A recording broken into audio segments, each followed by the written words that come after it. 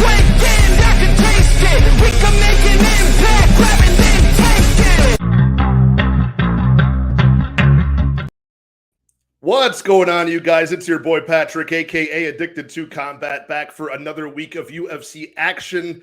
And if you're joining me for this live stream, man, you're a hardcore fan because we got UFC Vegas 69 on deck. Andrade taking on Blanchfield in a short notice main event at women's flyweight. I believe that this happened like right in the middle of the pay-per-view card, like UFC 284 was going on.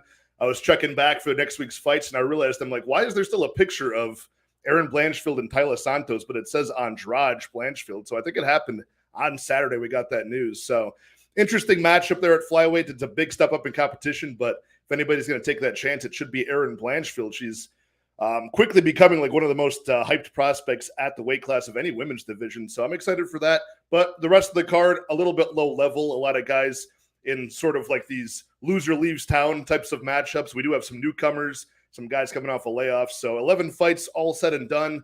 Hopefully we still have 11 fights on the night of the fights on Saturday. I think it's the afternoon this takes place as well. But got some bets placed for this card. I'll talk to it with my guest today. I'm excited to have a good buddy of mine in the space. AnyActionSportscast is the show.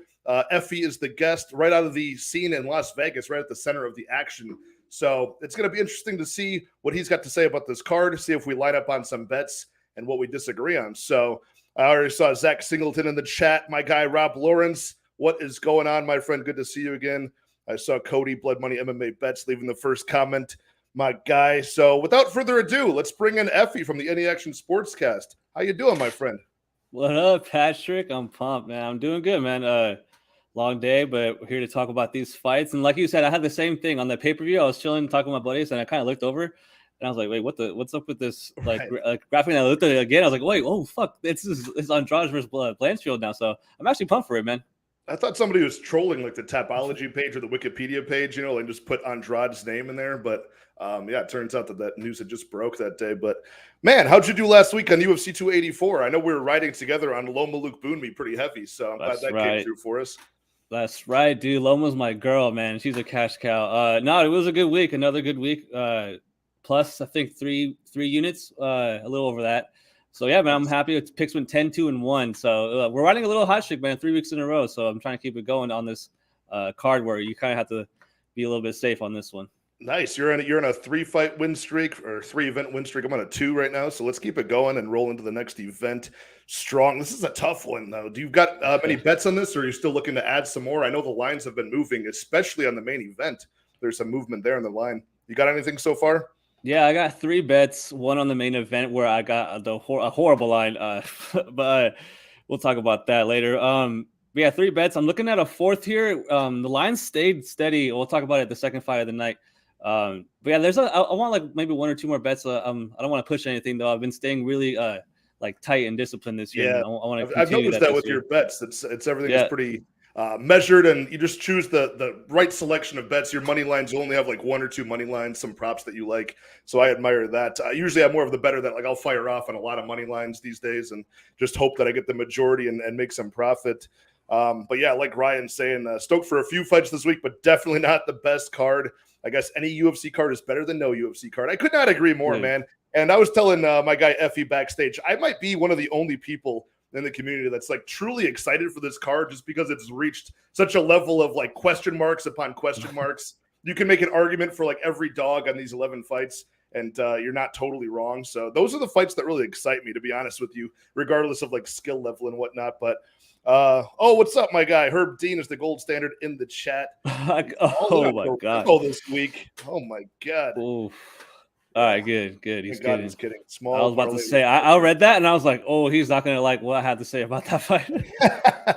But yeah, speaking of this, let's get into the first fight of the night, man. We got Clayton Carpenter taking on Juan Camilo Ronderos, and this is actually the first fight of the night on the prelims. I've got like the strongest read on, and like the most confidence on.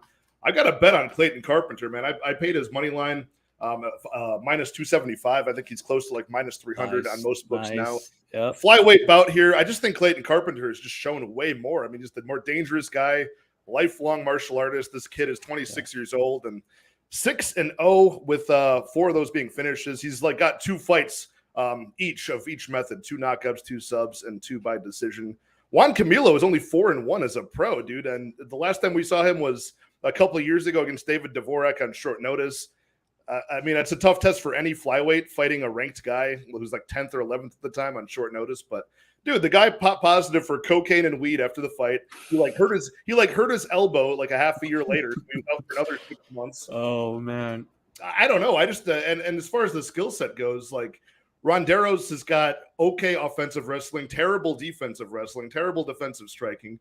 I just think Clayton Carpenter could just work him anywhere this fight goes. So I expect a strong statement from Clayton, probably a finish. But I was just happy with just picking that money line. I honestly would line Carpenter like a -400 here. So what do you think about this one? Am I too high on this kid? No, dude, you got a great line, man. -275. I'm jealous. I want to shout out everyone out there that bets in Vegas. We get screwed on these lines sometimes, man. Like they come out and they open, and I see the stuff you guys can get, and I'm like, what the hell? Like, really? So you have to like jump on them early. But I will say, BetMGM doesn't have this fight, and other casinos do. Like Station Casinos has this fight. I saw Carpenter at like -330 though, way wider, and then now he's down to -300. I would still play it, man. Like you said, at -400. I think he finishes this guy. Ronderos, terrible, man. That Eric Shelton fight, dude, he got taken down like in the most awkward way. I'm pressing him up against the cage. Actually, Clayton got taken down that way too in his Contender Series fight. But dude, his grappling is not impressive. Ronderos strikes me as someone that like he needs to get his grappling going, and if you can match his grappling, then his striking is just subpar, dude. Clayton has him covered everywhere. I think he like smashes this guy, like you said, makes a statement, and I think he gets this done. Like I want to say 2nd round knockout. I really do think he works this guy. We're looking at Clayton Carpenter inside the distance around -145 right now. I like that bet quite a bit as well. It is a flyweight fight, so it's kind of hard to bank on some of these, the finishing potential, but I think there's such a skill gap here. I know Juan Camilos has not been in there in a while, and we're giving up a little bit of information on maybe he's getting better out there at Extreme Couture. He's in your neck of the woods in Vegas, I think. So, but Clayton's been around the block, man. I just feel like he's the more battle-tested guy, and just so much faster with the hands. The hand speed is unmatched, and we saw in his last fight. What I like to see from these guys coming into the UFC is, have you battled past some sort of like adversity before? And in his first Dana White Contender Series fight, Clayton actually lost round 1. He was getting beat to the punch. He can stand kind of square to his opponent and be hittable, but he doesn't have to worry about that in this fight, I don't think. And then the in-fight adjustments for Clayton to go back and in round 2 go for that wrestling game plan and really, make a statement in rounds 2 and rounds 3 and come out the clear victor. I like that quite a bit. Yeah, dude, and like how you said, he's been like groomed for this. He's been like competing at a young age in like MMA type, whether it be jiu-jitsu or grappling or judo, whatever. This dude is well-rounded. They do that a lot in Russia, where they have these guys competing in like sambo as like young kids. Right. And I think we're going to see that more in the future, where they're more specialized Americans doing MMA, and this kid's gonna, dude, man, Ronderos, his grappling just sucks. I really want to emphasize that I'm not impressed with his grappling. Like he gives up his back on the way up, and he's just slow on the feet. The difference on the feet, I think, is a lot here. And so, yeah, he is, though, I will say, I heard he's coaching at Extreme Couture, like the classes. So even though he got caught for that coke stuff, I'm sure he's like a good guy, but I found that surprising that they let him coach after that. I was like, what the all right. Not only did he pop positive for that, but he missed weight as well, so it's like a double whammy, that kind of the two opposites there. See Ryan agreeing with that Carpenter money line is the safest bet of the card. I agree. Yeah, I mean, it's the one that I got the biggest read on. And you mentioned one more thing about Ronderos' grappling. Yeah, you mentioned the Eric Shelton fight, which was the best win on Juan Camilos's record. I thought he lost, dude. Yeah, I thought he lost. Yeah, it was a split decision. They gave it to him, and he was on the defense the whole time, trying not to get taken down. So I don't know. But yeah, we're reversed so easily, dude. So like, I actually think like the finish is going to happen on the mat with their ground and pound or submission. I don't know if he's going to spark him on the feet, but I think he can get it down and keep it there and do whatever he wants with this guy. Hopefully. I mean, that would be the easiest option. But Clayton's got a nasty head kick. He could knock him out on the feet quickly too. But yeah, moving on to the next one, we do have a welterweight fight with AJ Fletcher, 0-2 in the UFC right now, taking on a newcomer in Themba Gorimbo. And that's what Herb Dean was talking about earlier, joking around that he was all in on Gorimbo. I mean, Themba, he's not as horrible as people are making him out to be. I think he's got an okay skill set as long as it stays at that long kickboxing range. He's 6 foot tall with the long reach, like a 77-inch reach. And, compared to AJ Fletcher's physique, kind of like a shorter welterweight with a stocky frame. I mean, like physique is really winning and doing well at 170. It's like the Themba Gorimbo physique, right? It's Yeah, just the guy. He's just really not that technical up close, I don't think. Yep. I think he's from Zimbabwe, but he's been training out of South Africa, competing in EFC. I think he was the champion in that promotion, where you've seen guys like Drikas, guys like Cameron Simon come out of in South Africa. So, I mean, the money line is much too wide on AJ Fletcher. He's like, what, a minus 220 to minus 240 favorite? Oh, even more. It's gone up. Yeah, it's gone more. Yeah, it's gone. I saw minus 270. Yeah. Yeah, minus 265 to minus 275 for AJ Fletcher. I mean, that's just, it's too wide. I mean, I do have it parlayed up with something else later on the card. I've got AJ Fletcher at minus like 260, parlayed up with an under over later in the card we'll talk about. But I just think his wrestling's going to be too good. I think he can control where the fight goes. And I honestly thought that AJ Fletcher would have been like 2-0 in the UFC at this point in his career. You know, when he made his debut, I was excited for it. He lost to Matt Semmelsberger on something slight in the third round. Yeah. Then he gassed out horribly against Ange Loosa. As long as that doesn't happen here, I mean, I think he should be able to out-wrestle Gorimbo. Was there anything about Themba that impressed you at all? No, dude. I actually have my notes put up. I have my notes right here, and I put all this dude has is a lead jab and body kick. And it's crazy when you're that long for that division, dude. But like you said, that is significant because AJ is actually, like you said, small for the division. So we have a guy that's actually small for the division fighting a guy that's pretty long for the division. So I'm interested what that's gonna look like, because I think that AJ is gonna be able to get this guy down easy, man. I think he's gonna take him down. I think he finishes him, man. Themba, low level, man. He's up there with one of the like lower level guys in the UFC. And the AJ Fletcher gassing out against Loosa, I was at that fight. It was in Salt Lake, and he clipped him. I thought, well, for the like 8 minutes, dude, he was getting lit up. Ange Loosa was beating the like brakes off him, kind of. He was letting everything at will, and he lands that one clip and rocks Loosa there, and kind of like you said, gasses out, going for the finish, doesn't get it, gets taken down one time in that third round, and that's a wrap.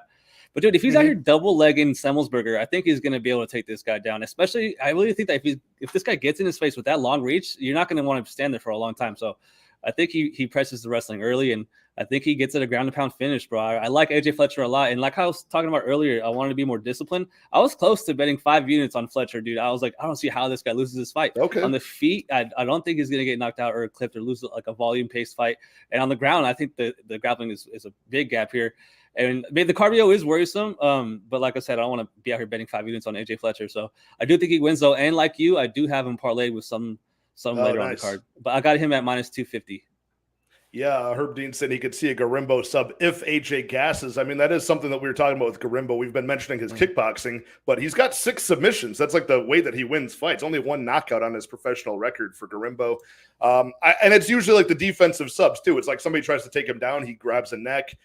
He's got a lot of submissions like that off of his back, and he's eager to actually give up the takedown sometimes just so he can try to get a sweep or grab a limb. But I could see AJ actually getting a submission before he gasses. I could see AJ wrapping something up. He does like to jump guillotine. He's got those big jacked arms that are good for chokes like that. And Ryan's saying the same thing. Flashes of greatness, and then he goes back to taking a beating. What's that, Effie? What do you think about the under 2.5? I mean, I don't see the finishing potential from Gorimbo that much. That's why I don't like it. You know what I mean? Like I can see it from AJ, huh? I could see it from AJ because he's a very flashy, dynamic striker. He can, flying knees like he did in the Contender Series. His spinning kicks are very good. His just puts his whole body into those winging hooks. And he's got the submission side as well. He could do something there, but I don't know. I don't see him. It's only if he gasses out. Like he's got to really empty the gas tank at Gorimbo. It doesn't work, and then Gorimbo could take over. So. We're looking at the over-under is priced. Where are we looking at that? I got it, or I don't got it. -115 under, right? Well, I saw my book at minus 130. I haven't pulled the trigger yet, but I've been thinking about it all day. Yeah, under 2.5, minus 165. But at that point, I feel like I should just take AJ inside the distance because, I don't see him getting submitted or knocked out here. Right. Yeah, it's a tough one, man. I don't know. I just don't. Things would have to go very poorly, I think, for AJ Fletcher for him to get finished. You know what I mean? Mm-hmm. So, but I thought about it as well. I'm not eager to play it either way. The line is kind of just right for me. Yeah, I mean, you're actually reaffirming my belief that AJ does get this done. He was one of my more confident sides, but just the money line is just out of whack for a guy who has just been letting us down so far. You know what I mean? Like if you gave me like a minus 180, a minus 190 on Fletcher. Then I got some meat on the bone, right? Yeah, I mean, I just don't see him going 0-3 against this guy because, I mean, he's already, 32 years old? Yeah, he's 32, making his debut at welterweight. He's got to get this going here quick, so. Yeah, Gorimbo was supposed to have been on the Contender Series a couple of times. He was supposed to have signed with the UFC a couple of times in the years past, and he has visa issues. Because I think the guy, he was a diamond smuggler, working the blood diamond mines, and then he was smuggling diamonds across state lines from Zimbabwe. So he might have just jumped the border to get to South Africa, and now he was having trouble coming here. It was He's the story. A dog. Yeah, so so that's Themba Gorimbo. It's a cool backstory, but yeah, have you seen how confident that guy is too? He's holding up fake belts and saying he's calling Usman he's not a real African champion. He wants to be the first real African champion. I haven't seen that, but that's funny. Yeah. Wow. Yeah, hopefully he can make I don't know. I don't think he's gonna make a statement, but maybe he can make a better account of himself. My guy Dev in the chat. What is going on, Dev? My guy. And the only bet you don't feel great about is Lynn's. Yeah, we're gonna get to that in a second here. 205-pound bout up next between. I've had a couple of stronger reads in these first two fights. Now it starts getting really a lot of gray areas here with Ovince St. Preux taking on Felipe Lins. 205-pound bout.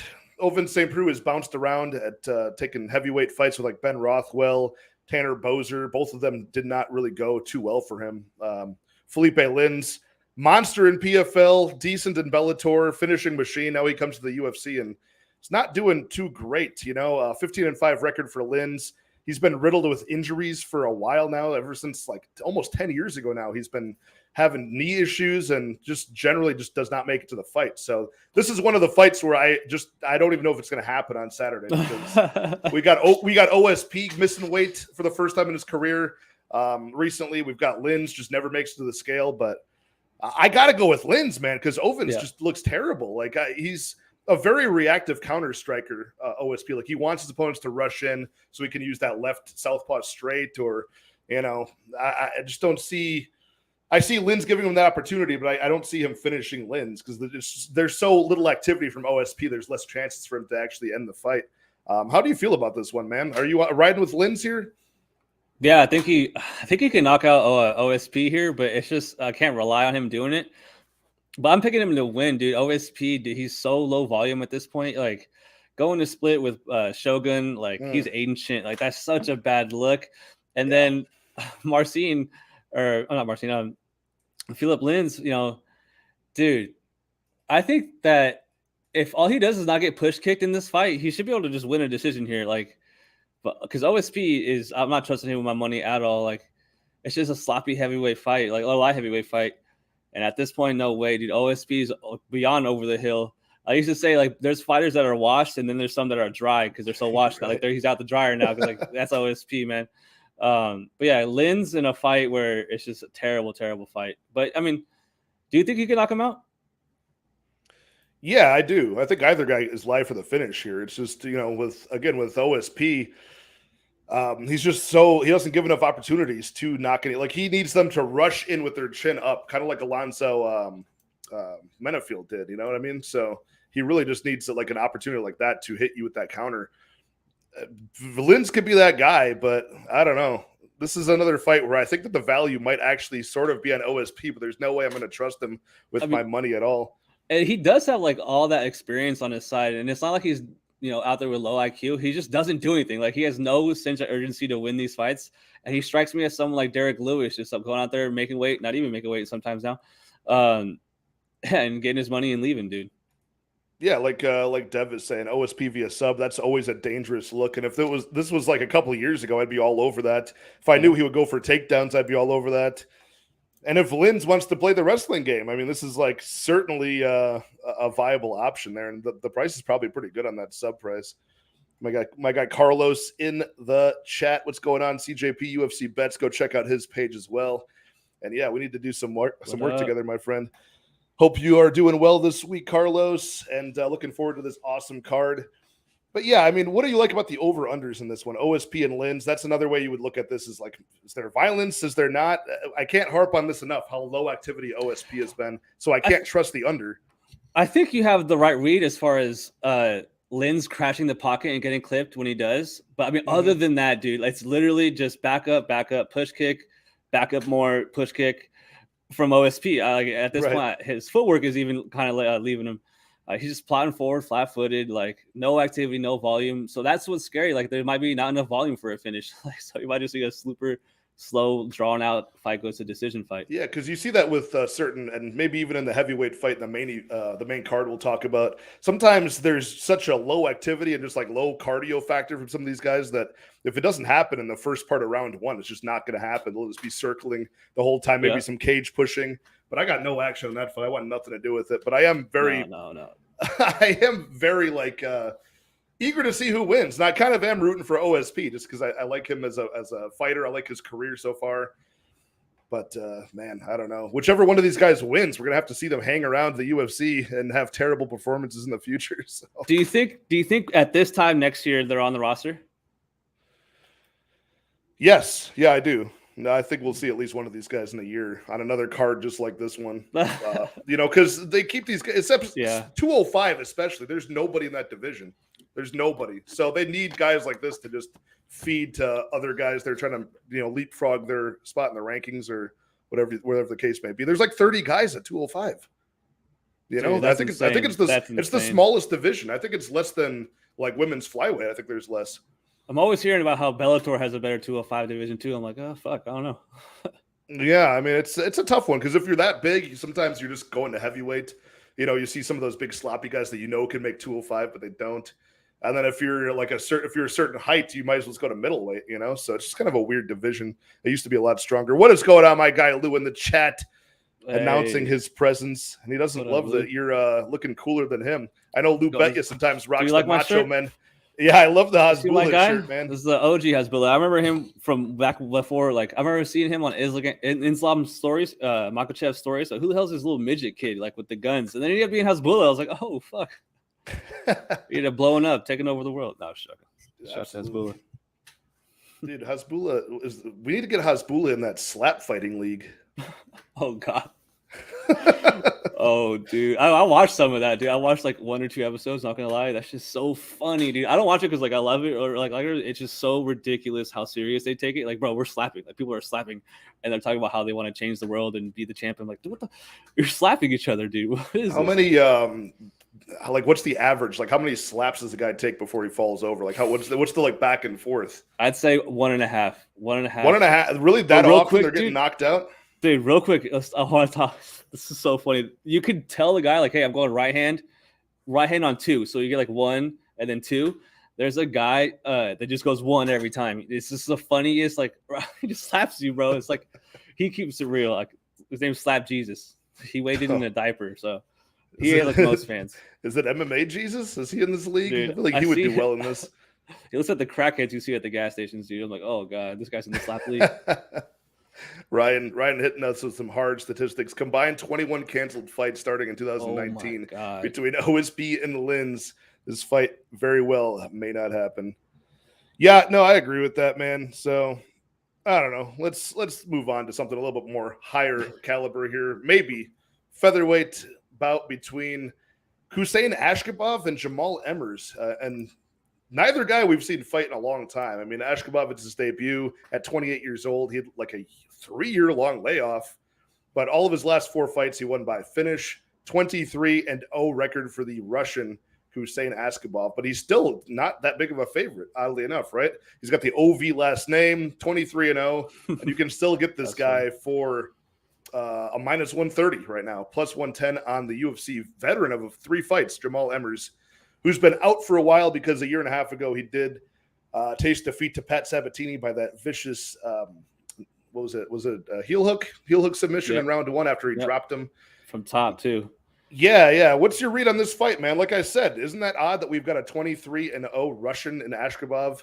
He's got the OV last name, the Russian tax, undefeated, and still not getting that much love on the books. I think he's been bet down from like minus 200 of the open to now minus 130. So what's your lean on this fight, man? Do you like the newcomer or do you want to trust Jamal Emmers in his 4th walk to the cage?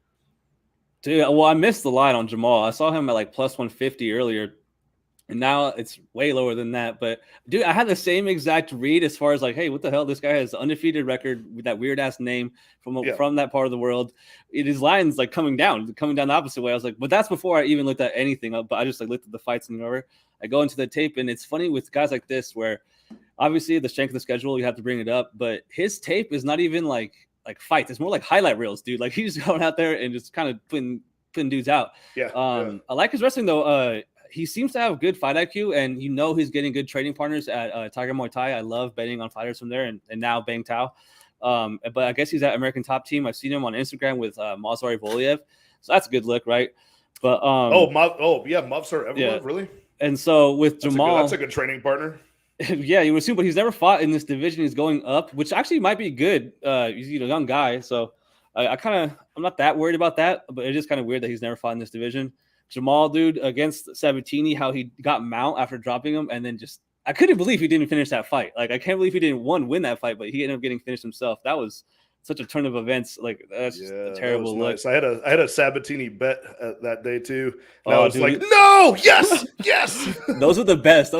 Yeah. We're Loman where she's getting her back tuck. I was like, oh geez, I knew. Yeah, exactly. It was just like that. I was man. like, oh my god, that was a great fight. But yeah, even the Giga fight, he did well, man. I actually thought he probably could have won that fight on the cards, especially 2 and 3 rounds, 2 and 3.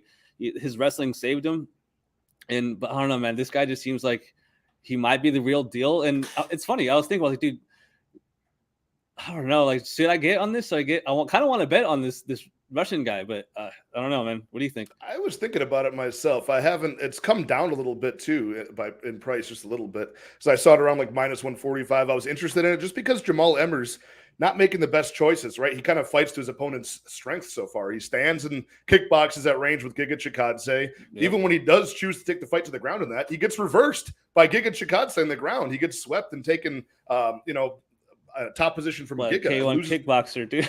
Yeah. And then he goes in there. I mean, Vince Cachero, that's Vince Cachero. He's going to get taken down, and he's not in the UFC anymore. I believe that was the guy that, what's his face? Ronnie Lawrence took down a million times as well. Yep. And then what happened? Jamal Emmers goes in there, has success over Pat Sabatini, and then goes to the ground and tries to get out of the knee bar get out of the heel hook by like doing a toe hold, So he's always very I admire the confidence that he wants to try to take these guys out at their own games, but not a very good game plan. What I like about Jamal Emmers that worries me if I'm betting Askhabov, the size difference. Jamal Emmers is a very big guy. He's like 5'10" at featherweight. Long reach, that concerns me as well. The striking, I mean, I've seen some very dynamic striking from Askhabov, some good knees in the clinch, a good like double collar tie, some good kicks, but I don't know. I would probably favor the striking of Emmers, but I like, of course, the body locks, the trip takedowns, the suplexes from Askhabov. They all look very strong. So yeah. If it's 50-50, give me the grappler all day, man, with a 23-0 record. But I just feel like we're flipping a coin here. And if we're flipping a coin, I'd probably want that plus money on Emmers. So I'm picking Askhabov. I'm favoring the grappler, but betting wise, I don't think there's enough meat on the bone for me to get there, Yeah, I agree. And especially it sucks because when you already lost the line, like you could have had a way better line earlier. You could kind of get in the worst of it. And it's like, oh, you know what? I'm gonna watch this one. And I just feel like that was a bet where it's just like I was just trying to find action on this card. You know what I mean? Like this card in particular. If this fight was on last week's card, I would not have even considered betting it. But I think it's because it's this card and I was lacking spots that I was like, Askhabov, could this be the one? Nah, I can't. I gotta, you know what I mean? So what do I really know? Now, if he defeats Emmers and he's 24-0 after Saturday, I wonder what he's going to be lined at for his next fight. Will they give him the respect then on the market? I was thinking that too. I was like, is this a cheap value spot where we'll never get it again? Kind of on this guy. I don't know. Ooh, no love in the house saying Blanchfield is a lock at plus 140. Ooh. I think my guy Dev would agree with that. He gave him the lock 100 emoji appreciation stamp of approval. But yeah, all right, we covered that one. Kind of a pretty closely lined fight, for that one. So slap Jesus. We're both kind of leaning on Askhabov, right? Yeah, I'm picking him, but not betting him. All right. I'm excited though. I'm gonna see what he's got. I know he's come from a good gym, so hope he starts tossing around. Nothing I like more than a Russian that goes in there and throws people around, man. But dude, if he walks up with a funny hat, I might fucking pull up my that phone would be right awesome. there, like, I don't know if right I don't then even and know there. what part of Russia he's from, but funny hats are always a favorite in my book. But we got Lena Lansberg. Speaking of funny hats, man, maybe she'll put on her funny hat and try to take down Mayra Bueno Silva like everybody else does and gets armbarred. This is a women's bantamweight bout. We got the biggest betting favorite on the entire card at UFC Vegas 69. Mayra Bueno Silva is like a minus 500 favorite at this point? Yeah, she's reached it. Yeah. Minus 500 on Bet Online for Mayra Bueno Silva taking on Lena Lansberg, who's 40 years old, and she's a plus 375 underdog. Finishing potential probably goes to Mayra Bueno Silva, right? She's got the very good grappling if she can get the fight to the ground, but she never goes for takedowns. Lena Lansberg, she likes to clinch. She's got very good like in and out movement with her strikes. Muay Thai champion in the past, probably like 50 years ago, but she's still pretty dangerous, not doing too badly in her previous fights. She just fought Carol Hossa last fall. I think it was in October. And, you know, I don't know if she was credited with that knockdown, but like it was more of like a trip from Carol Hossa. But nonetheless, Lena Lansberg still's got some pretty decent striking. Man, I just feel like Mayra Bueno Silva, she should win here. You know, she's more dangerous, I think, on the feet and on the mat. She's got those long strikes. She can throw in combination at times. She can get caught admiring her work and showboating too, though. I don't like that from her. A little bit overconfident. I could see her winning a round, thinking she's up in the numbers, and then just continuing to strike. You know, one strong, powerful right cross, taunt, and then she gets hit by like a jab cross. Jeez, you know. No. You know what I mean? Like Lansberg could start adding up the volume and then taking the fight. And you go to the judges' scorecards, and that's a Lansberg upset on the number. And, you know, Silva's like, what the hell just happened? I thought I won the fight. So that's what I see happening here. The bet I do have is the over 2.5. Because if Silva's not going for takedowns, if Lansberg is kind of just pot-shotting from the outside, maybe winning, maybe not, there still sees the over 2.5. And they had that at minus 135 at a certain point. When I got it, I just put 1.35 units to win one. I think it's gone up to like maybe minus 155 now, but still for a women's bantamweight bout, when do you ever see overs like that? You know what I mean? So that's true. Do you think that this will reach the mat? Do you think we'll start seeing some takedown offense from Bueno Silva out of nowhere here? Or she learned what she has to do to win a fight, or is she going to strike with the elbow? That's hilarious. Well, dude, that's what's funny about this fight. You would think no, like she has obviously never taken anyone down in the UFC, but if there's one person she could take down, it's 41-year-old Lena Lansberg with their 40-year-old takedown or 40% takedown defense. It screams to me we're going to see a shocker and we're going to see a takedown from Silva here. Yeah. But dude, no, if you're going to take that over, you could kind of scratch off half the fight. One side of the fight, you're not worrying about Lena Lansberg finishing this fight. Silva, you know, obviously can get the club and sub or just get the sub in general. But, dude, she's not, you know, seeking that. It's so bizarre watching her fight, especially with her, like, elbow queen resume. She's getting all those arm bars. But, dude, no, yeah, I think it goes over. I'm leaving it with Silva. But, dude, I want to, like, talk about how a few weeks ago we saw Josiane Nunez, right? Remember that fight where she was like a 3 foot, you know, difference in height, and she comes in as a minus. Ferran dos Santos. Yep. The big tall girl. And dude, it was a close fight, right? And like 2 rounds in, you're like, oh my god, the minus 500 girl's about to bust everyone's parlay, and I think she ended up pulling it out. But she did. I worry this happens here. It's so crazy seeing her line move because at 400, I was like, oh, okay, like you guys, like that's all you guys, like go ahead, like. I've already missed it. You know, like parlay piece was probably safe at 350, you know, probably even up to 400, but you know, 425, 450, 475, 490 getting smashed all the way to 500. I'm like, bro, who is doing this? I know a lot of parlays are riding on this girl. So yeah, probably. I think she wins. But yeah, I think she wins the decision, bro. So yeah, I can see it. I do think her striking is, you know, going to be more eye catching for the judges when she does land, right? Yep. Lansberg has been pretty tough so far. She's never lost by submission before, but I do think if this goes to the mat, my only worry about even if Silva does not go for takedowns is Lansberg does a lot of her good work in the clinch. And whenever there's like clinch battles with the female divisions, especially, weird things happen in the clinch. Like you know, there's guard pulling, there's just tripping. There's, you know, I don't know, like that could end up in the ground in a hurry just based on like the cage wrestling. So hopefully it stays at distance striking for the sake of the over bet here. But yeah, if this goes to the ground, I think CJP's under 2.5 at plus money is not going to be looking too shabby. So Yeah, I mean, not much more to say on that one, except for the fact that I think my guy Lou Bet you in the house. This is probably a suspected fight goes to split. I would assume he's probably looking at for this one. He loves those split decision for the underdogs, especially in these greasy low level. I shouldn't say low level, but women's fights in general. So yeah, it's probably juicy plus money for like a Lansberg by decision, even, you know. If I had access to that bet, I'd be betting that all the time. Sometimes I'm happy here in Vegas, so they don't give us like sometimes I hear people talk about like fight goes to decision, no, like it's like void or something, like or KO only or something, the decision only or something. Yeah, scorecards equal no action. Yeah. I'm like, well, that's crazy, dude. Like in Vegas, we don't even get to live bet on fights. Like a fight's happening and that's it. You had to get it in before, that's it. And I'm like, wow, that's insane. We're supposed to be the fight capital of the world. But you could do it in other sports. Like I can live bet the Super Bowl or wherever, but it sucks. But yeah, you're right. You're in the fight capital of the world, and they're not letting you do that kind of thing. That's unfortunate. It's weird.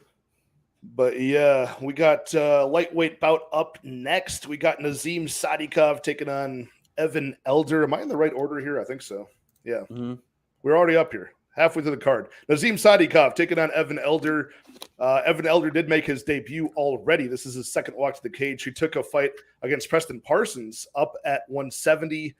And actually, you know, I thought he made a pretty good account of himself. He lost the fight. He was getting out grappled and stuck in an arm triangle submission most of the fight for Evan Elder, but he was not letting, he was not letting himself get embarrassed. He was working out of the position, actually gained top position at a certain point, showed very good toughness and tenacity. Nazim Sadykhov is a guy, I think he's from like Azerbaijan or something like that. He's fighting over there with the Ray Longo guys, whereas Evan Elder is, where's he at? He's at Killcliff. He's at Sanford down there. So both guys are at very good camps. Sadykhov, 28 years old. Evan Elder, only 25. Both are 7-1 as professionals. And Sadykhov has got very good boxing. He's got like kind of like that death touch at this lightweight weight class.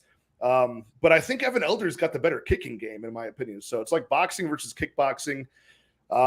Both guys have been facing a very low level of competition. You know, like Sadykhov has been he's got 5 knockouts out of his 7 wins. And some of these guys, man, even in Fury FC and CFFC, like they just look bad. So for the southpaw striker, Sadykhov, I do think he's the more dangerous man.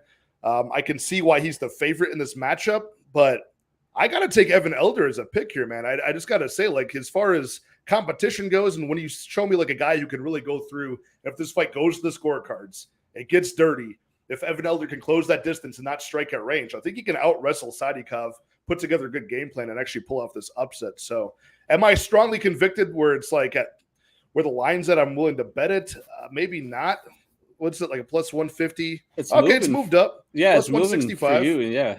Plus 165 for Elder. Now we're talking a little bit. I still think I'm forcing it because I don't know the whole picture of Sadykhov yet, but what happens if Sadykhov, doesn't get that round to a knockout? What if this does get extended? Do you still think he could pull off the knockout later in the fight? Do you think Sadykhov's got decision equity? How do you see this fight? I have my first bet on the card on this. I have a unit shot on Sadykhov minus 170. Okay. But yeah, I want to talk about the level of competition real fast, dude. He beat a guy in this, like you said, Fury FC, where the dude with the, I forget his name, super long hair, looked like I mentioned it on my video this week, bro. It looks like I know what you're talking about. It looks like he just gave like a yoga class. Went and like it was Joe Burshig. Oh my god, Joe Burshig, dude. He made Sadykhov look like Ilya Taporia, which, I mean, don't get me wrong, it was a great knockout, and I was like, oh hell yeah, that was good. But I was like, who the fuck was that guy? Like, that guy looked like he never fought before. But on the Contender Series, if that guy's spinning kick doesn't land in that first round and like instantly hurt his opponent, I think that fight goes a lot, like way differently.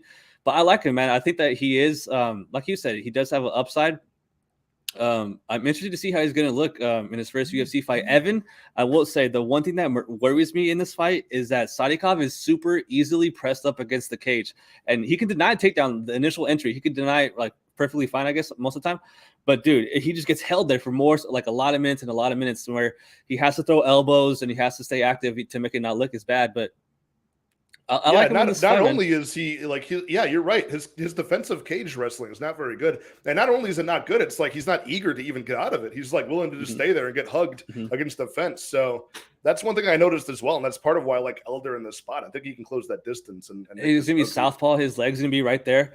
But he does go to the body, man. I do like his striking a lot, and I know we just mentioned the wrestling, but he's getting working with Aljo, Marab, and Frivola. Yeah. So those are good guys to be testing wrestling against. And Yeah, Dev's saying that as well over there at Sarah Longo.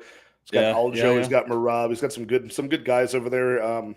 Evan Elder, though, I mean, that's a big room down there at Killcliff, man. A lot of good strikers down there, some good grappling as well. But that's that camp is full of killers usually. Even some guys from like one championship, some good strikers there. But yeah, I don't know. There's just a lot to learn about this one. I'm just not. I think there should be a pick-em price tag, and one guy's a minus 170, one guy's a plus 145, plus 165. I know the chat's a little more confident in Sadykhov than me. I know I only put one unit on it instead of playing the minus 170, 1.7 to win one. I put the one because like I was talking about earlier, like I'm just worried about that grappling getting a little bit exposed. And like you said, if it gets extended, like what's he going to look like? Like in that third round. I've seen Sadykhov. I said this in my breakdown this week. Like I've seen Nazim Sadykhov like in the driver's seat against guys like Joe Burshig on the regionals. What happens when he presses back? Now I've seen Evan Elder in that same spot in those regionals, but I also saw him against Preston Parsons. He did not fold, So not that Parsons is like some world beater, but dude, you remember? You're talking about that Joe Burshig guy that looks like he just taught a yoga class. Dude, you know who he got knocked out before Sadykhov? He got knocked out by Josh Quinlan. That hard-hitting Hawaiian fighter that we saw. Oh my god! Yeah, that's wild. He had to take that beating and then also get knocked out by Sadykhov. So, oof. Let's go down. That's good matchmaking. Shout out to that guy. Yeah, that guy's just like. I mean, shout out to Joe Borshig, man, taking all the killers, no matter how jacked and how strong they are. That's pretty dope. But yeah, I mean, we'll learn. This is one of those fights. This is like a little bit higher level of prospects on this card. I like it. Yeah, I'm excited for this one. Hopefully, we get Longo yelling at him. Look at that mother! Look at him! yeah. At least it gets to like one round because then you get that in corner time. Yeah, exactly right. And it's a goddamn ESPN cards. They always give me commercials during all that shit. Oh, it's so annoying. I want to see them walk out. I want to see it all, man. Like what the hell? Like we should be able to pay for like $1 more. Like let me see them walk. I gotta watch like a Home Depot commercial or something stupid when I should be hearing the coaching in between rounds. It's really annoying. So sometimes like they're about to get in, like and then they cut. It's so funny, exactly. Then it's some lady like chopping up carrots in some commercial for an antidepressant or something. God damn it. Yeah. All right. Moving on to another exciting fight, truly. And I think it's a really well-matched fight at lightweight here. Short notice replacement, Alex Hernandez, who just got beaten by Billy Q. He's taking on Jim Miller, who's trying to extend the UFC record for most wins, most anything at the lightweight division, Jim Miller. So he's 39 years old. He'll be turning 40. Can't be long, maybe in a few months into the year. But yeah, Jim Miller never getting respect on the market here. He is a sizable underdog. I think Alex Hernandez you can get. We're looking at minus 225, minus 230 for Hernandez. Jim Miller about plus 190. And both of these guys truly, correct me if I'm wrong, Effie, but like they kind of have the same trajectory as far as their like fight, like how long they can fight these days. Like it's like one round of action from Jim Miller, one round of action from Alex Hernandez. I know that Jim Miller's making it to round 2, but it's still all of these have been under 1.5, right? They've all been under 1.5. Like he took out. They still hit. They still hit, even though they get to the second. Yeah. So I know a lot of people are like, "Oh, well, Jim Miller, he's turning a corner. He's making it to round 2s these days." They're still cashing the under 1.5 ticket. Like the horn barely goes for like round 2, and then Eric Gonzalez 2 minutes.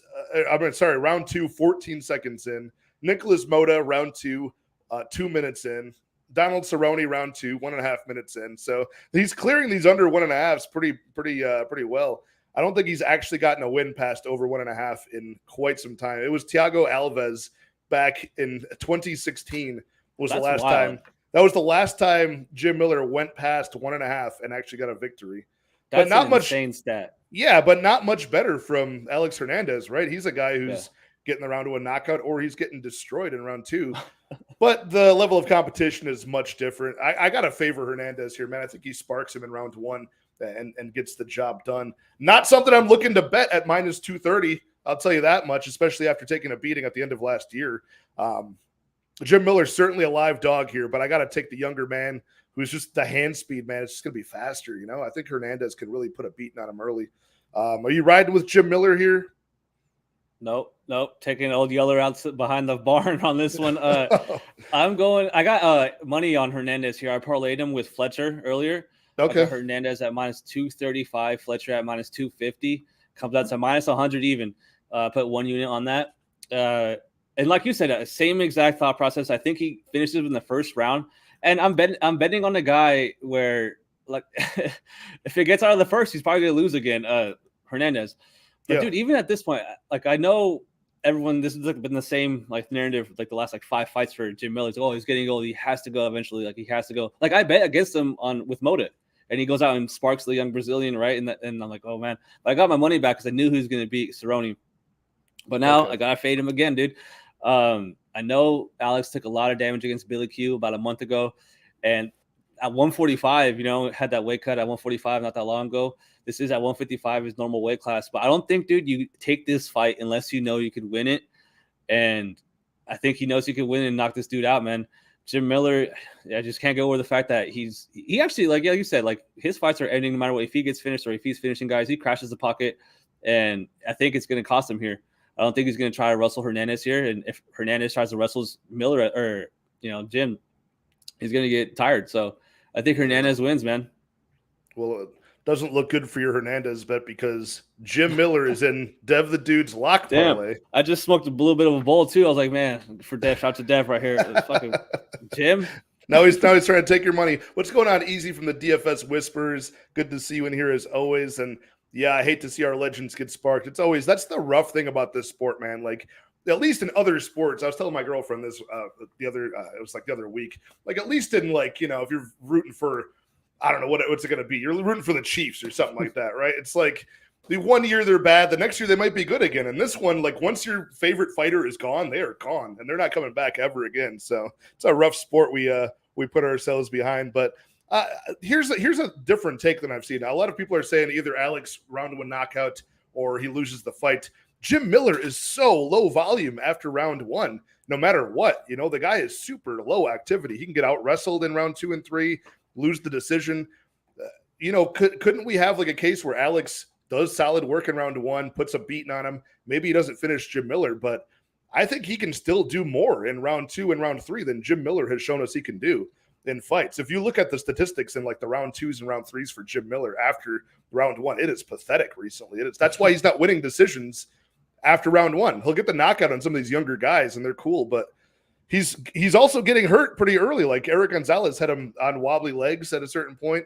Nicholas Moda, I'm not sure I can't remember if he had a moment in round 1 or not, but Jim Miller's getting clipped. I think Alex Hernandez is the type of power where if he clips you, it's probably going to be over. So, and I know like Alex looks like shit, and I don't like the guy, man. I think he's kind of a douche. He's talking shit to Cowboy, and I was so happy when Cowboy finished him. And then against Moicano, he was crying the blues about how he's on the prelims. I was so annoyed by that. I was like, really? He haven't won forever. He's like, oh, well, how am I a prelim fighter? How am I a prelim fighter? Goes out and gets finished in that fight too. So I was like, get out of here, like you bum. But those guys are good, bro. The guys he is getting like finished by. Those are all guys that would smoke the corpse of Jim Miller at this point. But the Hall of Famer, though, he's going to reach UFC 300. I think he gets there. I think he gets his wish. Yeah, we're not too far off. What do we just have? We had UFC 284. So maybe this time next year, UFC 300? No, like maybe summer of next year. There's so many fight night cards now that you're pretty much getting like a numbered event a month, right? So it's like however many months. So 16 more months basically would have a UFC 300. That's crazy.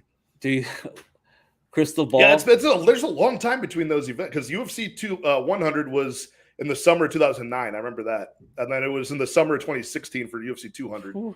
So there's a lot of time in between with these Ultimate Fighter finale cards, these UFC Vegas, whatever the fuck. We're at 69 of them now. Can you believe it, dude? I know, right? It's funny when they first started doing them. I was like, are we gonna name like what are we doing here? And then I guess we just go with Vegas. Yeah, you got to do. It's like UFC on ESPN, 711. Yep. There's like UFC Fight Night 285, and then we're like, no, let's just do weird. Vegas.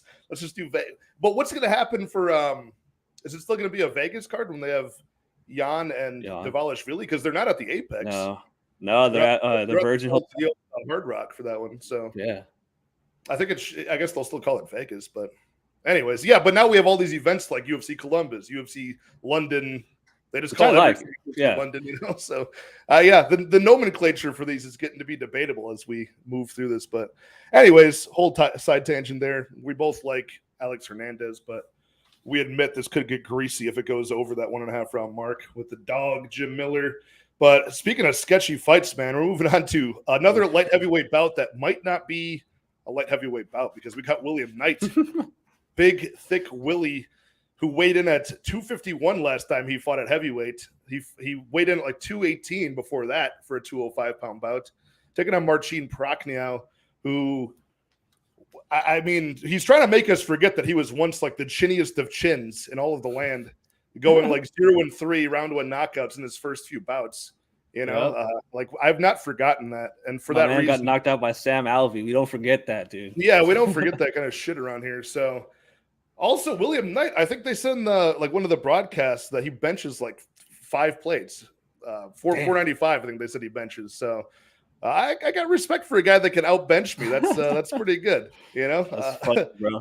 That's like my lifetime goal is to bench 5 plates. That'd be awesome. I'm getting closer, but William Knight, he hits hard, man. He's got a big left hook. He's got some very good wrestling, which I would hope that he uses in this fight.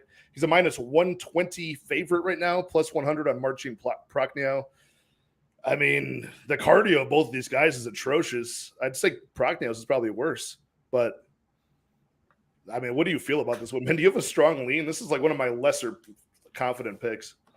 No, dude. This is my least. This is my most like. Avoid this fight of the whole card. But I will say, I liked William Knight early. I was like, all right, I like him. I'm not going to bet him, but I saw his line at -105. But the comeback at 115, and the money comes in on Knight, and I was like, all right, I think I was onto something there. Like, I'm still not going to touch it. I can't rely on him with my money. But like you said, I do like the grappling here. I wouldn't be surprised to see him press against the cage and try to get him down from there. Because that range, he's not going to be the better striker here.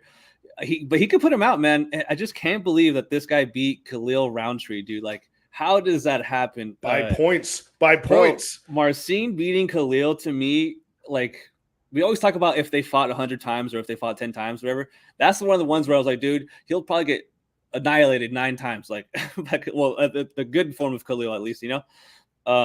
Not only did he beat Khalil, he doubled him up on total and significant strikes over 3 rounds. He doubled him up. It wasn't even close.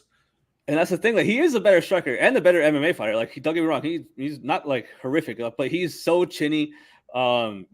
Dude, that Mike Rodriguez, knockout is bad. Slow Mike Rodriguez. They actually called him Slow Mike. And then he beats like some bums, and it's like, how is he still in the UFC? And then William Knight, like you said, he might come in.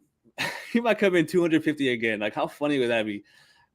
That'd be awesome, man. I would love to see. I mean, I love seeing like William Knight actually seems like a guy that would have fought at like UFC 7 or something. Just like a big jacked like power lifter that happens to maybe knock somebody out every now and again. And if there's somebody he knocks out, it's gonna be Prachnio. But I could also see just a wrestling game plan. William Knight's wrestling compared to Marcin, like I feel like he could really have success with it. I would love to see William Knight in power slap. That would be awesome. Him versus Hasbulla in power slap. That'd be amazing. That would be actually epic. But yeah, so which side of this are you falling on as far as like it is like a dead even money line as well? I'm going William Knight knockout. Okay. William Knight knockout round 1, round 2, round 3. Where's this knockout happening? Round 2. Round 2 knockout. Under 1.5. Round 2 knockout guy. Yeah, let's go under. Yeah, they'll be dead. They'll both be dead. Do you like violence here? Like as a total bet, like if you go under 1.5, under 2.5, do you think Prachnio's got a way to win this? That's not a decision-based one. Yeah, with William Knight just having no gas, being pretty much exhausted after 7 minutes. I think Prachnio can finish it late. Yeah. Fight doesn't go the distance. What is that? What's it at right now? My book hasn't dropped it. Let me check here. Fight goes to decision for. This has got to be one of the ones that it's got to be up there, right? Let's see here. The under 2.5 on Bovada is actually not that bad. -155 for the under 2.5. Fight goes to decision. We're looking all the way at +150 for fight goes. The thing is, Marcin Prachnio is kind of in the same boat, though. I don't think that guy's ever finished a fight that wasn't in round 1. like ever. Yeah. And in the UFC, he's only finished Ike Villanueva with that body kick. It does a lot of kicks too, and you can get countered easily on those. I'm sorry, the Ike Villanueva one was actually in round 2, but it was under 1.5. It was like a minute into round 2. Yeah, I don't know. I like your read on this one. I think William Knight gets him out of there. William Knight still throws with power. Remember, he dropped Alonzo Menefield pretty badly and then proceeded to probably steal that fight. I don't think he deserved to win that fight, but he, you know, it was just he didn't completely gas out in that one against Alonzo Menefield. But hey, shout out to my guy Papa Chuck in the house. What's going on? You've never seen Effie's eyes in person. That's because his eyes actually permanently closed. No, he has, bro. I've met Papa Chuck. I've seen him at the Leon Edwards versus Usman fight. Oh yeah, that's awesome, he man. said, what up? And shout out to James S. giving us the eyes. And Johnny K. Picks in the house saying, look at these buttes. What's going on, fellas? And I'll do a show with no glasses when we hit like 500 subscribers or something. That's awesome. I want you to like do a reveal and just another pair of sunglasses. That would be funny. I'll do that. I won't tell nobody before though. So you have to be watching this to know I'm going to do it. All right. Going up a weight class here to even fatter people at heavyweight. Josh Parisian welcoming the newcoming Jamal Pogues off of not one, but 2 Dana White Contender Series wins, stepping foot in the octagon for the first time. And Jamal Pogues is one of these young heavyweights. He's only 27 years old. Somehow Josh Parisian's only 33, even though he's just seems in my mind like he's a lot older than that, maybe just due to his sloppy physique. But Josh Parisian weighing in at that 265-pound limit, whereas Pogues is right around like 240s, 250.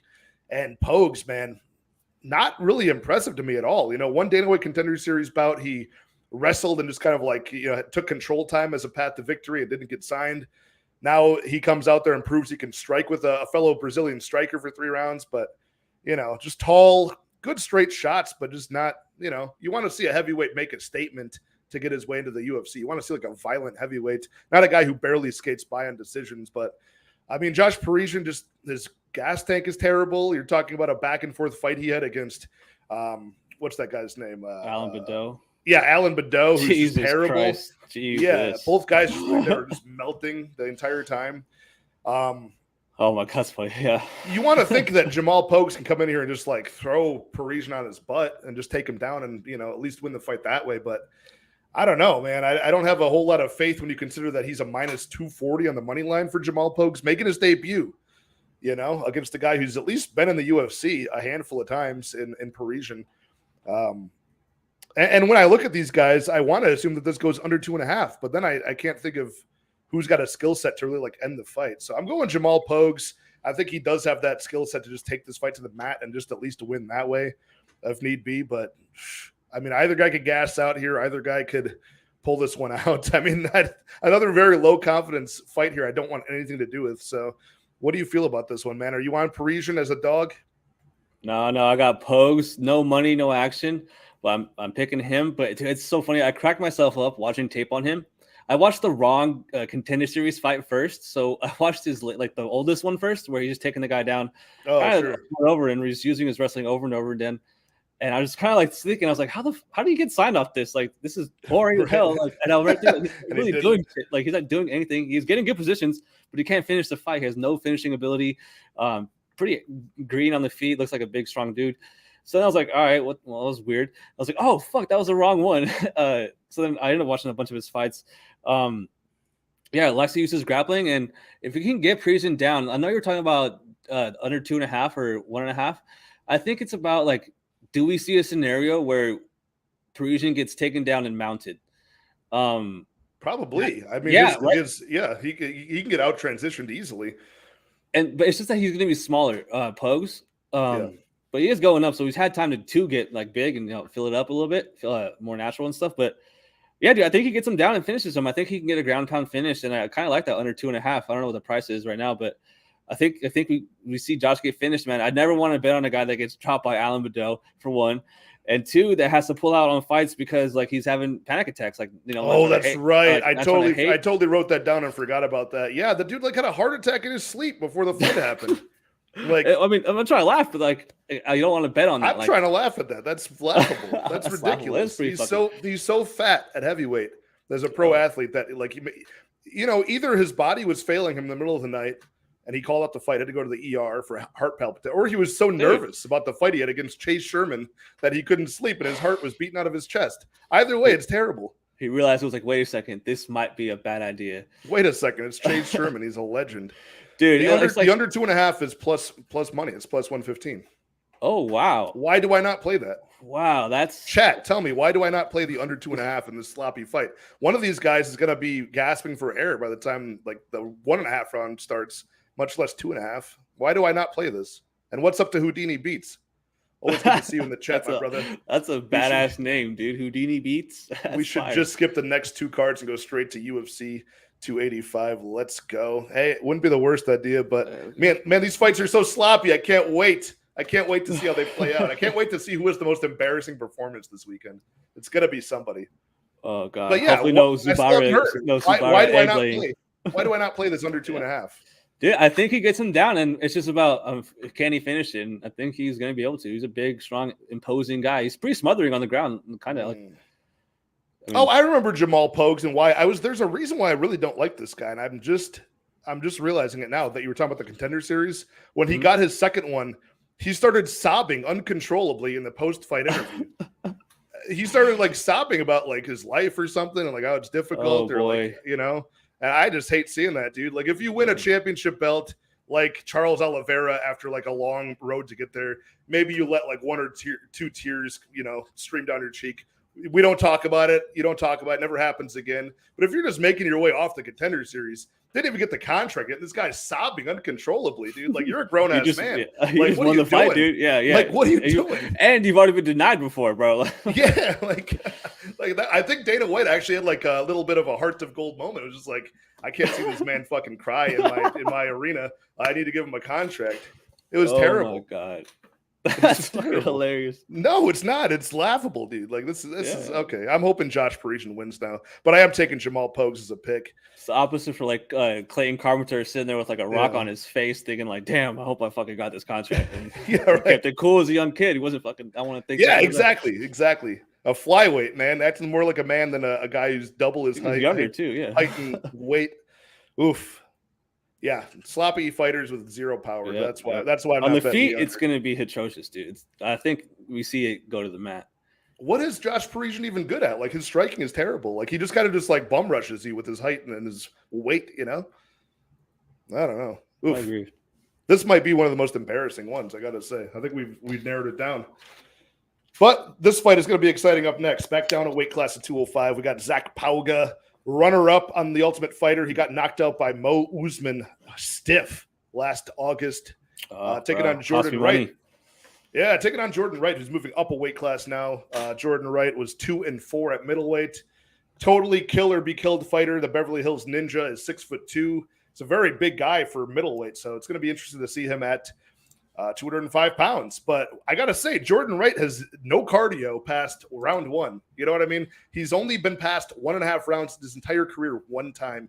Never seen a round 3. He's only seen round 2 like 3 times. So why does this guy need 20 more extra pounds to weigh him down? He's going to gas out by like the time halfway through round 1's over. So I got to say, I do have a bet on Jordan Wright. I've got a 0.25 unit stab on round 1 knockout for Jordan Wright because that's plus 700, and that's the only way he possibly wins this fight, in my opinion. So if you're going to give me like, imagine they gave you a money line on Jordan Wright at plus 700, like you might take that on Zach Pauga, who I think is a little bit chinny. So what do you see for this one? How do you see this playing out? Definitely under 1.5. And dude, I was shocked when I saw this. I'm not gonna lie. I was almost like speechless. I was going through the card and I see this matchup. I was like, what the hell is going on? Why is Jordan, like you said, going up 20 pounds more when you just saw him try to use his grappling in his last fight for once and he gassed himself out doing it? Yeah. Super chinny, chin's gone. I see Carlos in the chat saying his chin's gone. I agree. Puga though, also chinny, man. I've seen him clip it kind of hurt by like jabs. And on the it's weird. He's not really like a finisher though. If you look on the regional scene, he's going to decision most of the time. It's just that on the Ultimate Fighter, he was fighting bums, dude. Like those guys were bums, and obviously Muhammad Usman, and like he was winning that fight. He was winning the Usman fight up until the knockout. Like I'll give him that. I had money on him. I thought he was going to win that fight, but dude, we were talking about before the show. He was giving me big red flags. First of all, I don't know what journalist this was too, but he said, I want to just get through this contract. Now, I don't know if he meant like he wants to get and then never fight again, or if he wants to get through the contract and then fight for more money, because he hasn't won a single UFC fight yet. So I thought that was interesting. But then we were mentioning he's flying out of Colorado and he's delayed 3 hours, and he's like tweeting about how, I'm delayed 3 hours in cutting weight. Like he's in a bad mood and stuff. But I'm like, oh, bro, like if you mess this up against a Jordan Wright coming up from middleweight and you still lose this, like, you stink. But he is pretty athletic. They'll play college football, a tight end, so I know he can move. But man, I don't know. Like I wouldn't be surprised if like your bet hits, man. Like this guy is chinny. I mean, I've seen him hurt by just straight jabs. Like, so but I think I'm picking him. I think Joe Wright's gonna get knocked out under 1.5 though. Yeah, probably. I mean, that's the pick for me is Zach Pauga. I can never pick a guy in most circumstances to win a fight that can't make it past 1.5 rounds. You know, if you can't see the scorecards at this level and you just completely fall apart, you know, I can't bank on you to win a fight. But when you consider that this guy has only got one path to win, and that's round 1 knockout, and he was close to knocking out guys like Bruno Silva that way, you know, so could he knock out Zach Pauga? And I remember that fight that you were talking about because it was against Terrence Jean-Jacques in Cage Warriors. Dropped Zach Pauga with a jab, like a soft jab. Just dropped him. So luckily the guy recovered, but I don't know. Zach Pauga is by no means like a killer, but at least he's been to 4 decisions before, maybe 1 on the house as well. I know he finished the guy by strikes in the house on The Ultimate Fighter.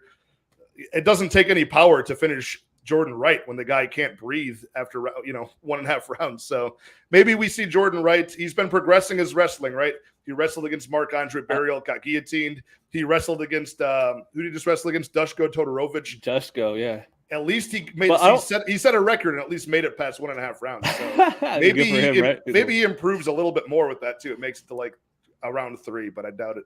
Dude, but that's the thing. Zach trains with Curtis Blades, so I don't think that's a good idea, man. Like he's definitely getting good minutes on the mat with Blades, so I wouldn't. Yeah, and Pauga's defensive wrestling has looked pretty good in the past. Big guy too, naturally bigger guy. We got Johnny K saying Wright doesn't like to get hit. Yeah, that is true. That he's a crazy man until that happens. Ice Viking in the house. What's up, players? Effie, that's a sweet Hasbullah hoodie, of course, man. And yeah, I saw this. Papa Chuck brings up a good point. You know, your producer, I see the fight poster. What are you going to do to this man? Give the people a preview of this fight. This is like a little bit of breaking news. So me and my old producer, we started Any Action Sportscast together, and he left us, dude, right? And he just dished us to dry. And now we're gonna fight, and we're gonna fight. And I talk to him all the time on Discord. But we're gonna set it up. We're gonna do a press conference on the Las Vegas Strip on one of the bridges. It's gonna be hilarious. But yeah, the dates to be determined and the rules are to be determined. But I'll be keeping you guys updated. And I see a lot of support for your boy, man. I appreciate it. Of course, he's a he's a high school wrestler, so he does have that going for him. But it's not gonna be enough, dude. Let's get it right here. We see a lot of high school wrestlers in the UFC, man, that can't wrestle a lick. So I'm rooting for you, man. That might mean nothing, you know. He might have that padded record in high school. Yeah. You know? I've seen him get suplexed. Yeah. Oh, actually, my guy. What's going on, my guy? 2 cents. He did a show with Aaron the Dog on Aaron the Dog's channel and Lou Betya earlier today. I caught that when I was at work in between meetings. I was watching that. So they do great work there. And Just My 2 cents does have a channel as well. So go ahead and subscribe to my guy. Nice. Giving great analysis. And Chris Gabe, good to see you. Hitting the under 2.5 on a parlay. I do have that as well. I've got him parlayed with AJ Fletcher. This under 2.5 for the Jordan Wright Zach Pauga fight, because I don't see that hitting the scorecards at all. That would be shocking if Jordan Wright made his way to a decision in this one. Sicky does MMA in the house. CEO, chairman of the John Jones fan club in 2023. That's every other post on Twitter is just flooded with this guy showing, 20-year-old clips of John Jones. He sent me a video today of John Jones hitting the pads, doing like a jab cross. And he's like, dude, look at this guy. He's a monster. I was like, well, I'm glad he remembers how to do a simple 1-2. That's going to do him well. That is a good place to start. That's funny as hell, dude. That is a good place to start. Does he know Cyril Gahn can dunk? Yeah, I mean, if you post that video, it might blow his mind. But yeah, are there going to be sports books that have a line on your fight with Martin? Dude, we'll try to get some sponsors. We'll see what we could do. The tail of the tape. If you want the tail of the tape, I'm 6'2", 185. He's 5'10", 185. We're gonna weigh in at 185 and 6'2". You're a tall motherfucker, Effie. Yeah, damn. Yeah. A couple inches on me. Is John Jones the GOAT? Yeah, John Jones is, unarguably the GOAT in my opinion. Habib was my favorite fighter, and John Jones is the GOAT. the title defenses, the title wins, the just undefeated record aside from the DQ, of course, which doesn't really count. I gotta say, man, like John Jones, the murderer's row of people, and I do sort of dislike John Jones just because he beat so many of my favorites at the time that they were my favorites. We're going all the way back to, Quentin Rampage Jackson, Lyoto Machida, Mauricio Shogun Hua, Vitor Belfort, who's the closest man to actually beat John Jones, had that armbar locked up in round one, almost did it. Chael Sonnen. The list goes on of people that he beat that were my favorites at the time, but. Yeah, I am a hater. So, dude, I watched that Dominic Reyes. Dude, I watched that Dom Reyes at a watch party, like at a casino, and I'm telling you, everyone thought he lost. Like and still, everyone was like, "What the fuck?" Like, 3 years ago now. That was 3 years ago. Yeah, February 2020. No, he's the man. He's definitely the GOAT. Yeah, he's definitely the GOAT. Yeah. So I don't know, but anyways. Who knows? There's a lot of time for John Jones to, get a DUI or something, or just cancel this fight altogether. We got a few weeks. It's in Vegas too. I'm gonna be at the press conference. That's something we do on our channel. We'll go to the press conferences and film fans and ask them questions. And that one we're gonna maybe put a bunch of powder in our face, be like, "We're here to support John Jones" or something funny like that. Well, we've done it, Effie. We've made it all the way to the main event. I forgot to even announce that Zach Pauga, Jordan Wright fight was the co-main event. I can't believe that's a co-main, but either way, I'm excited for this fight card, and we still have the main event at women's flyweight. Shout out to all 22 of you guys in the chat. Go check out my guy AnyActionSportscast, my guy Effie. His link is in the description for his YouTube channel. Go ahead and give him a subscribe. And take time to do that. He does great work, fighter interviews, and very good breakdowns every single week. So the guy's been killing it, consistent.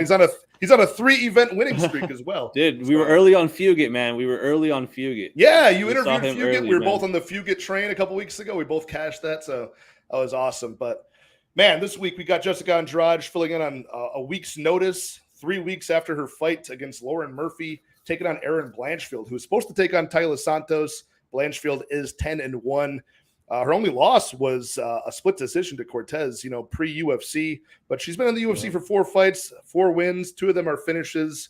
Her one against Molly McCann and her guillotine in round 2 of JJ Aldrich. But Jessica Andrade, man, she's got the veteran experience more than anybody. She's got fights and wins in all 3 weight classes in the women's divisions besides featherweight. Coming off of a beatdown of Lauren Murphy that somehow was not stopped. But besides that, I think like 5 out of her last 6 wins for Andrade were all stoppages. So, besides being a little bit undersized here, she's in her prime at 31 years old. And I bet her at minus 145 for a couple of units. That price moved all the way up to like minus 170, minus 180. And now it's come all the way back down. You get a better price on her at like minus 130 or so. Plus money on Erin Blanchfield, but man, I got to take the experience here. I got to take the more dangerous woman. I know Blanchfield has a path. I know she's got the wrestling, and I know that's somewhere that Jessica Andrade has struggled with in the past. But, if you gave me like a plus 200 on Erin Blanchfield, maybe then we're talking. But at this price tag, I got to take the woman who's the former champion, for God's sake, to get this one done. But I could see this being an odd fight, right? Like you could probably see who's going to win this fight within a round or round and a half, right? Like if Blanchfield can start smothering her with the takedowns early, probably going to be a long night in the office for Andrade. But if Andrade can stuff those takedowns or explode back up to her feet, she's probably going to win the fight. So who are you on here, man? Do you got a good feeling about this fight? Dude, I got killed on this bet. This might be my worst bet of the year. I have 1.7 units on Andrade, minus 170, and she's minus 130 now. So I'm like, oh man, if I would have waited like a day. Dude, it looked like the price is going to keep on ballooning up. You know what I mean? It went from minus 145 all the way up to like minus 190 on some. Dude, I saw 185, 190, and when I saw 170, like within a couple like hours, I was like, oh, all right, well, let's go, because I thought I had missed it already, But yeah, dude, I think she gets this knockout. I think she is just way like the gap in skill from Molly McCann to Andrade is just astronomical, dude. Right. Like I get it. She fought 4 months or 4 weeks ago against Murphy, and I'll be honest. I think her hands like taking damage from beating her, like that's actually something in this fight because, dude, she landed so much on Murphy's face. 231 strikes. Bro, and you know a different ref might stop that earlier. Or a different quarter might throw the towel, but I mean, great performance. And like you said, it seems that she has, lost a couple of, significant grappling, I guess, exchanges recently against, not recently, but like when she does lose, like Valentina.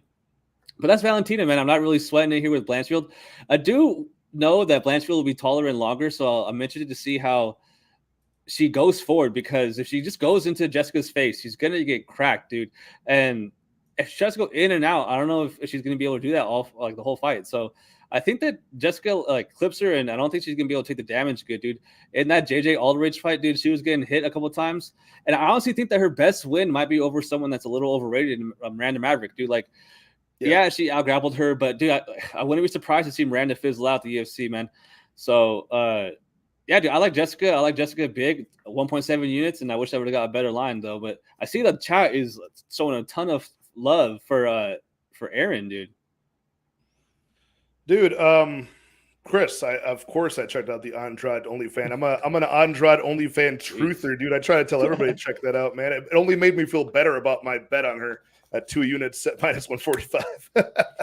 She is a very handsome looking woman when all she's wearing is that championship belt. I tell you what. So, yeah, I mean, look, there's a good chance Erin Blanchfield there's just questions, right? Because she's having this big jump up in competition. I agree with you that Miranda Maverick was her best win so far. JJ Aldridge gave her trouble. That is shocking. Like that exposed more of like the discrepancy on the feet that she's going to have here against Andrade.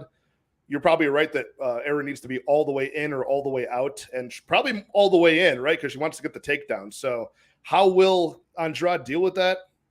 I'm not quite sure. Like we've seen the strength of Jessica Andrade before getting out of those. I remember when she won the belt against Thug Rose. She was attempting Kimura's on her, and then she just power slammed her multiple times. Scary. So I doubt that Erin Blanchfield is going to come in there with that type of game plan. Probably going to just be more of a traditional wrestler to get to the mat. But dude, I mean, we've seen the explosive power of Jessica Andrade, man. I just feel like she could probably even tire Blanchfield out trying to stand up to her feet over and over again. Dude, she called out Andrea Lee after her last fight. She's getting Jessica Andrade, like, whoa, like, yeah, damn. Even Tyler Santos was going to be a big test. You know what I mean? Somebody who just arguably almost beat the champion like that. I don't know. What do you think about the short notice? I mean, I don't like it, but I feel like Andrade stays in shape enough. You know, she looked fine at the media day today, just appearance-wise. Like, she didn't take her hands were the only thing that took damage in that fight. So I think she should be primed and ready to go cardio-wise. She should have no problem going 5 rounds, you know? So, yeah. That's what I like about her too, is like, even though she's like under 1.5 rounds or bust with her finishing ability, as far as her record's concerned, I don't think she's gotten many past that mark, right? Like they're usually all around 1 or shortly into round 2, if that. I saw the under 2.5 at one of my books at like minus 105, and I was like, damn, that's like right on the what? Like I wish I could get 3.5. You know, I would actually like that. I have trouble seeing Erin Blanchfield finishing her like that early into a fight. Like I feel like she'd have to wear down Andrade and get something late. But then again, this is Erin Blanchfield's first 5-round fight, so even that's in question what she looks like after that. But I don't know. She's got smothering top pressure. If she gets Andrade down, that, you know, in the beginning part of a round, that's going to be trouble. That might be her round, you know. But Andrade could do the better work and land the damaging strikes. I don't know. Do I see Erin Blanchfield replicating what Shevchenko did to Andrade and getting her in a crucifix? Like doing this, treating her the same way she treated Molly McCann. It's hard for me to envision that. So all of the experience, I got to take Andrade at that money line. You know, like I said, if this was a plus 200 on Blanchfield, then it's a different story, but it's not. Yeah. So how about that money coming in though on Blanchfield? Like, dang. I get it. She's 4-0, a good record. Good. It's like usually I'm all over my grapplers, but yeah, I mean that's why this fight is so hard to cap, right? There's a big gap in the skills, like the difference between jumping from Molly McCann to Jessica Andrade. So we're only going to get these questions 100% answered on Saturday night, but yeah, we're on the same side of this one. Effie, What's your like best bet of the card? What are you feeling the most confident on that you've laid chalk on so far? I have AJ Fletcher in a parlay, that's but the I chalk think play. I think I like AJ and Carpenter. I might even though I already have a parlay on AJ, I might just parlay him again with Carpenter. I really like AJ to beat them, but dude, he is trash, bro. Yeah, my favorite one on here is Clayton Carpenter as well. Yeah, bro. So I'll know how my night's going pretty early on into the prelims. So yeah. We got some dude Andrade's shit. I'll be honest. Yeah, I mean, look, she throws those wild hooks left and right, and usually they either land on her opponent's body or they'll reach the chin like they did against Lauren Murphy. I mean, she's been very successful at doing that, and again, because she's able to shrug off some of the grappling attempts of her opponent so far, it's worked pretty well for her. All the way to the championship, like we mentioned against Doug Rose, just dumped her on her head. And that's also what I like about MMA too, is like spiking your opponent onto their head is technically legal in the rule book, but like if it knocks them out and it's cool, then it's not a foul. They're like, accidents happen. There you go. Here's your belt. Do you remember when Michelle Pereira was doing those backflips and it was like, dude, you're like this close away from getting disqualified if you land that foot on his face. Right. Chuck Crypto in the house saying, do you think Dana White purposely chose to have women for the main event for UFC 69? God, I hope so. I hope that was part of his master plan. The guy's a genius. Funny. He could have done better than Jessica Andrade. Was it supposed? It was supposed to be Sandhagen against. Vera. Vera, right? But they get a crowd now, don't they? Maybe. I'm not quite sure. I don't know what that is. That's coming up. Better. Well, we got. Dev the Dude is all over Blanchfield, calling her Erin Nurmagomedov. I like that. And yeah, Lauren Murphy does have a god tier chin somehow. She needs to be in the Hall of Fame for that. But yeah, I mean, props to both of these fighters for accepting the fight, because otherwise we'd have Zach Pauga and Jordan Wright as the main event of a fight card. So imagine that, Jeez, dude. No. That would be something. But all right, you guys, thank you all for tuning in to our live stream for UFC Vegas 69. I know it's a tough card to get through name value wise, but overall, man, we've got a lot of arguments for a lot of underdogs here. So I'm excited to see how it shakes off. But Effie, the floor is yours, man. Let the people know what you got going on your channel and direct them to your content, my friend. Yeah, man. Thanks for having me, dude. Big fan of your channel, dude. You have to be at 1,000 subscribers soon. It's a crime that you're not. Hit that like button for your boy Patrick, dude. That's the homie. Definitely puts in the work and researches the fights. But yeah, man, you can find us at AnyActionSportscast. We're getting up there in subscribers, man. We just hit 160 today. Been doing it for about like a year now, a little over a year, and we're making money, man. Over 8 units on the year, 3 cards in a row. Yeah, just gonna try to keep the good vibes going. We usually go to press conferences when there's pay-per-view in Vegas, so you'll see some content like that on our channel. But yeah, man, really appreciate all the support. Thanks for having me on, man. I really appreciate it. Of course, dude. I got to vouch for your content, man. I watch your breakdowns every week. You do very good work. And yeah, like you said, being in the center of the fight capital in Las Vegas, man, you get that advantage over the other cappers on YouTube, man. You're right there to get the inside scoop. Just glean that little extra edge over the bookies with some inside knowledge. So yeah, dude, definitely check out my guy Effie. His link is in the comments. Real quick, speaking of which, I don't know why I just stuck in my head. Do you see this Dan Hooker talk, right? How he's talking about Islam? I don't know. Dude, I don't know why they just brought into my head. Like when we went to the press conference, I've seen him hammer, dude. I've seen Dan Hooker really, really drunk in public. So I wonder if he was drunk and just pissed off, like, you know what? He's on IV. Yeah, that's the problem with talking shit in 2023, man. Like you're drunk and you just got the phone. You're not just talking to the people at the bar anymore. You're on your phone talking to the whole world, just drunk as shit. So yeah, I don't know. About the IV thing, I was talking about this with Sicky actually, and it's like, do I think that there was an IV used? Of course, dude. That used to be common practice for all these fighters is to rehydrate with an IV. All that changed was like 5-6 years ago. They put a line in the rule book that says, please don't let us catch you doing this. It's against the rules. Please don't let us catch you doing it. Do you think that changes anything? That's still common practice. We'll knock on the door. Make sure you guys are putting it away by the time we walk in the door type stuff. Yeah. Do you think Dana White doesn't want these guys using IVs to make it to the fight and be healthy? No. Like, dude, there's a video. All the way possible and use the IV. There's a video on Habib's YouTube channel, right? For I think it's the Gaethje fight. He's doing a weight cut, right? And he's like struggling really bad. And it cuts to one of his teammates, and they're in like their hotel room cooking something, right? On like a utensil, like a microwave. And they look right at the camera and they go, "Don't get this on camera. It's against the rules." but they put it on YouTube. I was like, what the hell is that? But yeah, I mean, they cheat all the time. People cheat. Everyone cheats, dude. Yeah, you got to, man. And if there's a way to cheat this weekend, it would be by having very good betting selection, good bankroll management, because this card is full of untrustworthy fighters. Yes. I'll talk to you guys in a couple days for the best bets and props video. And enjoy the fights, you guys. And make sure you go over to my guy Effie for the Any Action Sportscast and subscribe. But good luck on all of your action this week, and I'll talk to you guys very soon. Cheers.